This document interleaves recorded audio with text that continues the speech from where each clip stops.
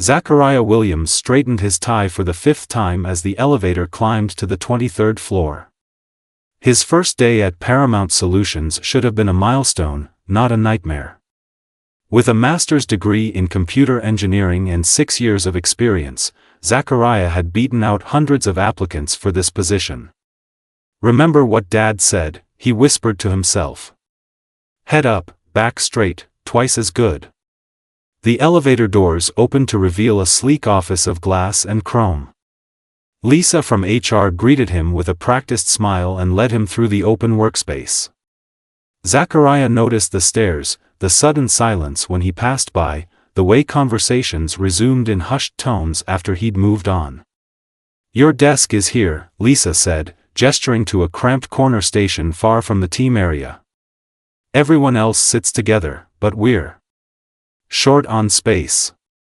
Zachariah glanced at the empty desks in the collaborative area. "I see."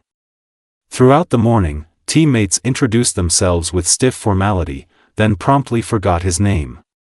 During the team meeting, his suggestions were ignored until Marcus, a white colleague, repeated them verbatim to enthusiastic approval. At lunch, Zachariah sat alone, scrolling through his phone when a message appeared from an unknown number. "We see you.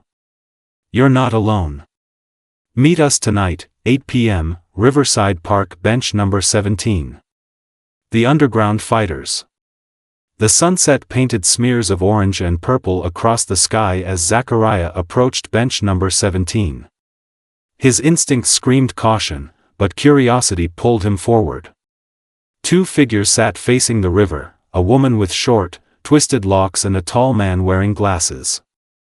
"You must be Zachariah," the woman said without turning.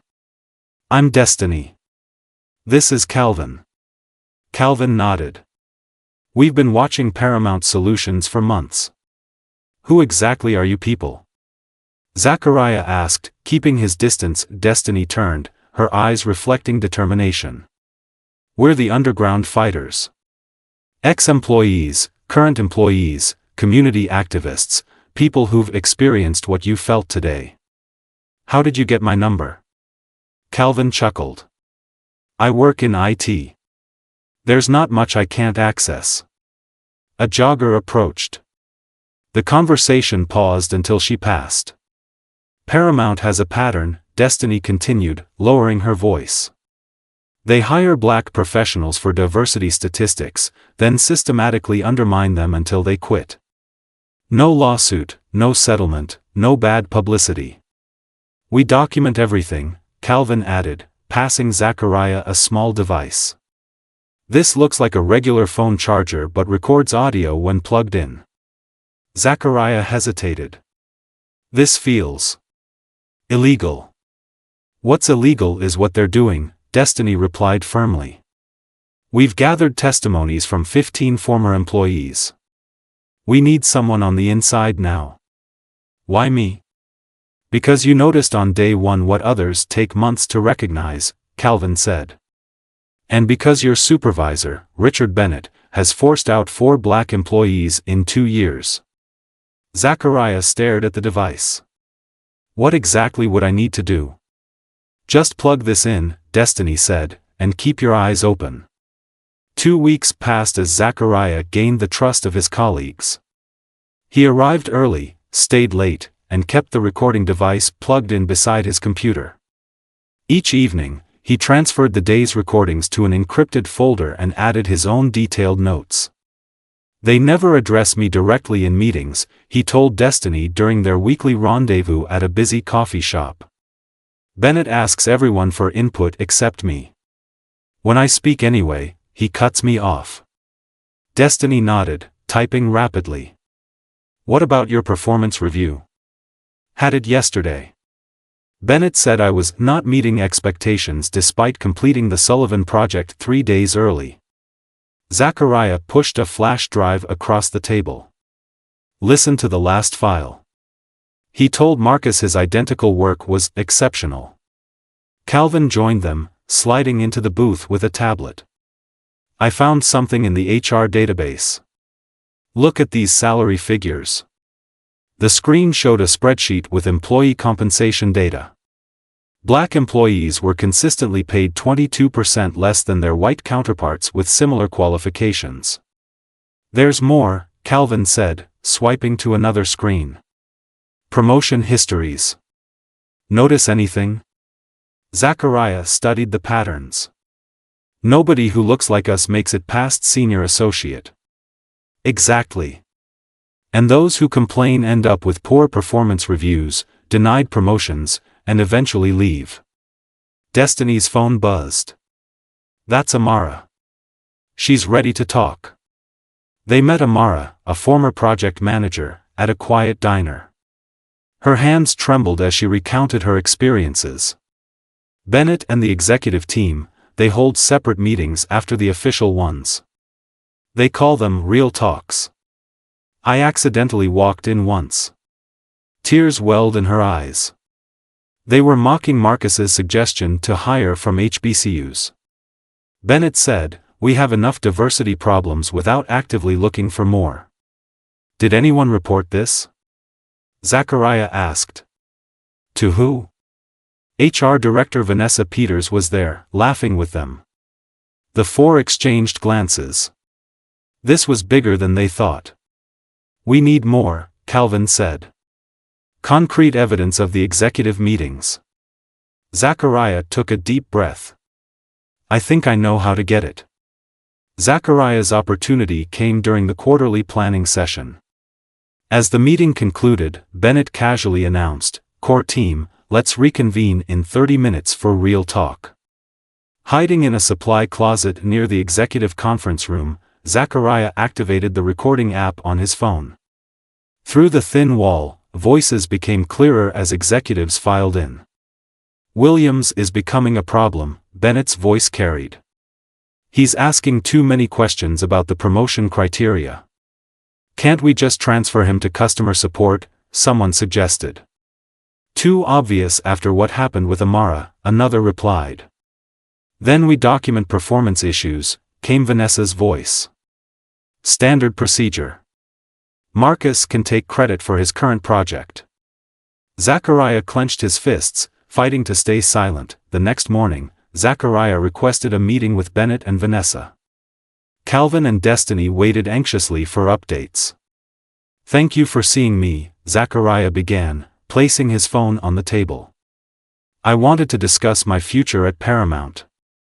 Bennett leaned back, exchanging glances with Vanessa. "Of course. Though our concerns about your performance, yes, let's discuss that," Zachariah interrupted, his heart pounding. "Along with your real talk sessions." The color drained from Vanessa's face.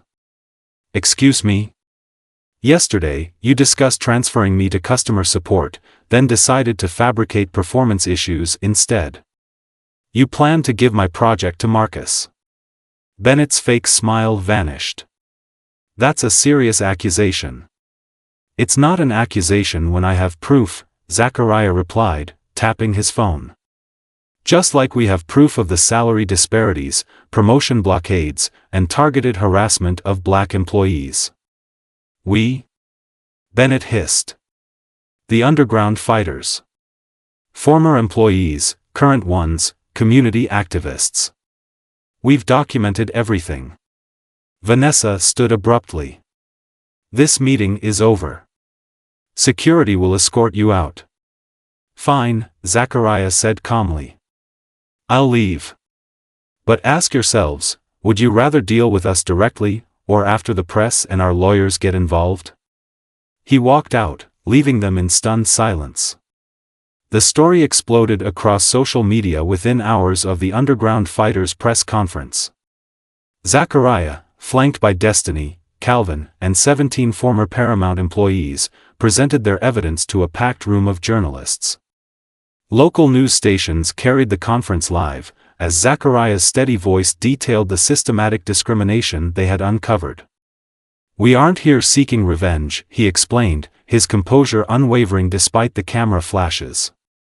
"We're here because equality shouldn't be negotiable." Outside Paramount's gleaming headquarters, protesters gathered. Their numbers swelled from dozens to hundreds by noon. Signs bearing messages like "Accountability Now" and "End Workplace Racism" filled the plaza. Community leaders, religious groups, and student organizations joined in solidarity. Bennett and the executive team refused comment, but by mid-afternoon, Paramount stock had dropped 12%. Major clients began publicly questioning their relationships with the company. "This isn't just about Paramount," Destiny told reporters, as the crowd behind her chanted. "This pattern exists in companies across the city. The underground fighters are bringing it all to light." The mayor called an emergency press conference, announcing the formation of a task force to investigate discriminatory practices in corporate environments. 3 city council members arrived at the protest, megaphones in hand, pledging support for new accountability legislation. At sunset, candlelight replaced protest signs as the demonstration transformed into a vigil for careers destroyed and dreams deferred. Zachariah stood on the steps, looking out at hundreds of flickering lights, when his phone buzzed with a message from Paramount CEO, "We need to talk. Tomorrow, 9 a.m. 3 months after the confrontation, Zachariah stood nervously before a different kind of audience. The newly formed Workplace Equality Commission had taken over the entire floor of Paramount's building. "Thanks to your testimony and evidence," Commissioner Tanaka said, 17 companies have signed our accountability pledge. Paramount's leadership has been restructured with diversity requirements at every level. The settlement included substantial compensation for former employees, mandatory reporting of salary data, and oversight of hiring and promotion decisions. Bennett and 3 executives had resigned. Vanessa faced a separate investigation for document falsification.